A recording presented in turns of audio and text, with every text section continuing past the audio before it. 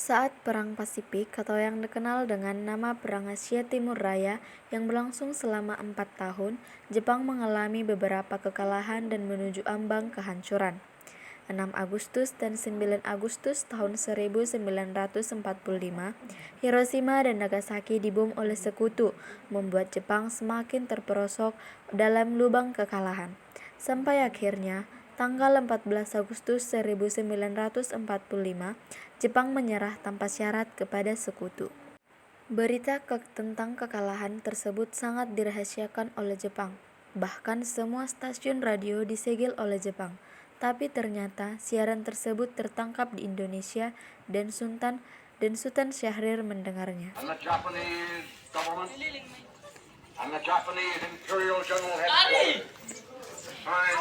kalian sudah mendengar kekalahan Jepang? Belum, memangnya apa yang terjadi dengan Jepang? Dari berita yang kudengar melalui radio luar negeri, sekutu telah menjatuhkan bom di kota Hiroshima dan Nagasaki, dan Jepang menyerahkan tanpa syarat. Berarti kita harus mendesak golongan tua, terutama Bung Karno, untuk memproklamasikan kemerdekaan. Benar itu, Jepang sudah tidak memiliki wewenang lagi di negara kita. Kita harus memanfaatkan momen ini. Tapi jangan sampai proklamasi kemerdekaan Indonesia diproklamasikan oleh PPKI. Mengapa Anda berpendapat demikian? Karena PPKI adalah badan bentukan Jepang. Kita tidak ingin ada campur tangan Jepang dan proklamasi kemerdekaan. Maka dari itu, mari kita sepakat untuk menolak hadiah kemerdekaan dari Jepang karena kita akan menyusun kemerdekaan sendiri. Tepat sekali, kalian pergilah ke kediaman Soekarno untuk memberitakan hal ini.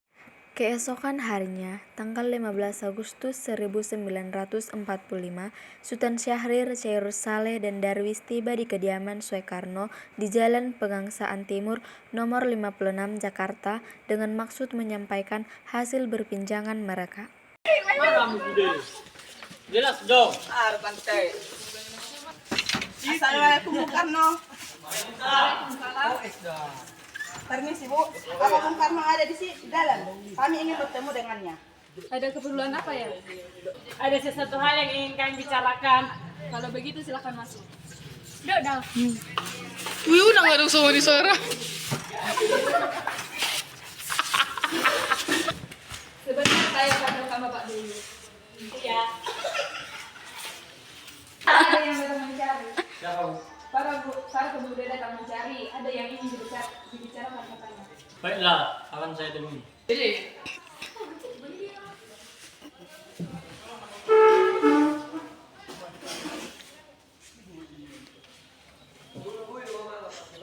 Silakan dulu. Saya dengar ada yang ingin kalian bicarakan. Apa itu? Begini, saya mendengarkan dari radio luar negeri bahwa Jepang menyerahkan kepada sekutu. Maka dari itu, kemarin kami mengadakan rapat dan hasilnya semua setuju agar Bung Karno dan Bung Hatta segera menyusun kemerdekaan Indonesia. Nanti saja setelah kita bicarakan dengan PPKI. Tidak bisa, kita tidak bisa menunggu lebih lama lagi karena ini merupakan waktu yang tepat untuk memproklamasikan kemerdekaan Indonesia. Apa kalian tidak memikirkan bahaya yang akan kita dapat jika kita senekat itu untuk memproklamasikan kemerdekaan Indonesia? Tapi Bung, kami tidak ingin merdeka oleh Jepang. Tapi PPKI merupakan satu-satunya cara untuk memerdekakan Indonesia. Jika Bung Karno tidak bertindak cepat, maka akan bertumpah darah dan pembunuhan besar-besaran keesokan harinya. Ini batang leherku, saya minta saya ke pojok sana dan potong leher saya. Tidak usah menunggu esok hari. Karena saling mempertahankan pendapat, anggota golongan muda pamit kepada Bung Karno dan pergi dengan wajah kesal. Lalu Soekarno meminta golongan tua untuk ke kediamannya. Bagaimana nih Bung, para pemuda mendesak kita untuk memproklamasikan kemerdekaan. Tapi kita tidak boleh gegabah. Kita butuh waktu untuk mempersiapkan semuanya dengan matang agar tidak terjadi sesuatu yang tidak kita inginkan. Saya setuju sekali, yang terpenting adalah bagaimana menghadapi para sekutu yang hendak menguasai kembali negeri ini. Selain itu, masalah kemerdekaan sebaiknya dibicarakan lagi dalam sidang PPKI pada 18 Agustus mendatang. Bagaimana Bung? Ya, lagi pula mereka masih melihat cara berpikir mereka masih pendek. Kita harus melihat ke masa depan agar kita bisa mempersiapkannya dengan matang. Kalau tidak, bagaimana nanti jika semuanya berantara? Baiklah Bung, berarti kita semua sepakat. Meski berat hati dengan keputusan Soekarno, Para pemuda yang telah meninggalkan Soekarno tetap tidak putus asa. Mereka pun menyusun standar bagaimana membujuk Soekarno dan Muhammad Hatta untuk memproklamasikan kemerdekaan sesegera mungkin. Akhirnya, mereka memutuskan untuk mengasingkan kedua tokoh tersebut ke Rengas Dengklok agar terhindar dari pengaruh Jepang dari Jakarta. Sekarang apa yang harus kita lakukan sementara para golongan tua enggan untuk mengikuti kemauan kita? Bagaimana kalau kita asingkan Bung Karno dengan Bung Hatta keluar daerah Jakarta agar terhindar dari pengaruh Jepang? Tapi kemana ya? Bagaimana kalau ke Rengas Dengklok? Di sana keamanannya terjamin. Iya bagus, saya setuju dengan itu. Apa kalian semua setuju? Para pemuda pun menyetujui ide Darwis tersebut. Pada malam hari, Insinyur Soekarno dan Muhammad Hatta dibawa oleh sekelompok pemuda menuju Rengas Dengklok. Rombongan ini berangkat dari kediaman Soekarno yang dikawal oleh pasukan peta di bawah pimpinan Darwis. Assalamualaikum, Bung. Waalaikumsalam.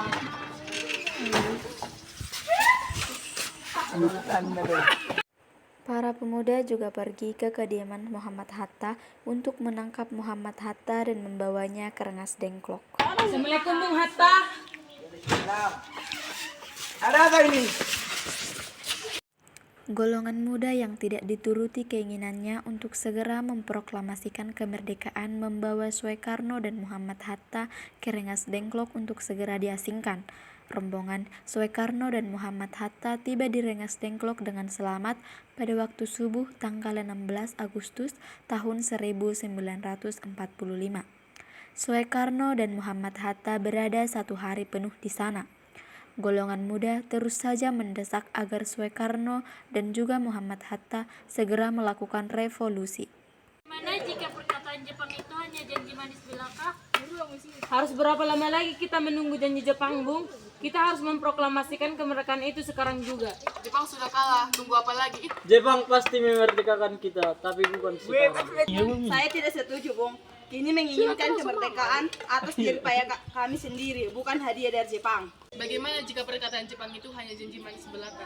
Tenang, tolong lepaskan dulu ikatan Bung Karno dan Bung Hatta. Bung Karno, Bung Hatta, kami memang belum mempertimbangkan masalah ini dengan baik. Tapi saya yakin kita dapat bangkit dan memanfaatkan situasi ini. Apakah kita semua bisa? Apakah semua ini mungkin kita lakukan? Tentu mungkin, Bung, asal kita berusaha. Baiklah, kita akan memproklamasikan. Selesailah perundingan di Rengas Dengklok. Semua anggota golongan muda maupun tua kembali ke Jakarta untuk membahas lanjut rencana proklamasi kemerdekaan 17 Agustus tahun 1945.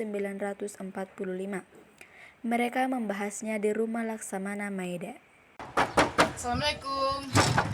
Waalaikumsalam. Apakah Laksamana Maeda ada di sini? Laksamana Maeda ada di dalam. Sebentar ya, saya panggilkan. Baiklah. Mencari saya. Begini, kami ingin membicarakan tentang proklamasi kemerdekaan. Kalau begitu silahkan masuk. Soekarno dan Muhammad Hatta pun akhirnya setuju untuk memproklamasikan kemerdekaan. Rumusan teks proklamasi ditulis Soekarno di Rumah Laksamana Maeda dan diketik oleh Sayuti Melik.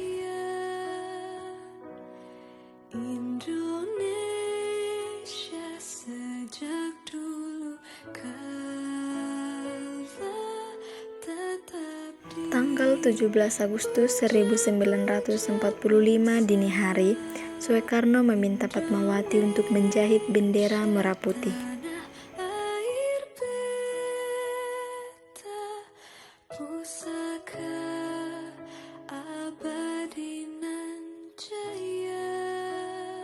Akhirnya proklamasi kemerdekaan dibacakan oleh Soekarno di depan rumahnya pada pukul 10 pagi tanggal 17 Agustus tahun 1945.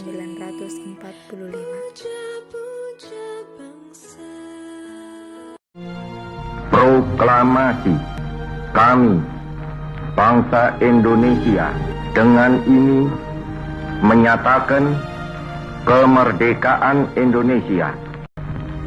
Hal-hal yang mengenai pemindahan kekuasaan dan lain-lain diselenggarakan dengan cara saksama dan dalam tempo yang sesingkat-singkatnya.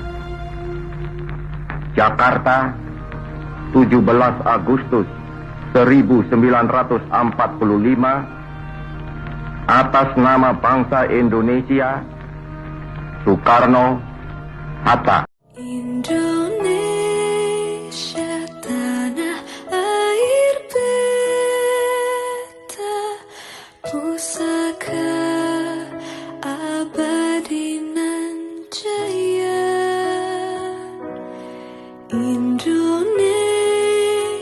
sejak dulu kala tetap dipuja. Something's gotta give.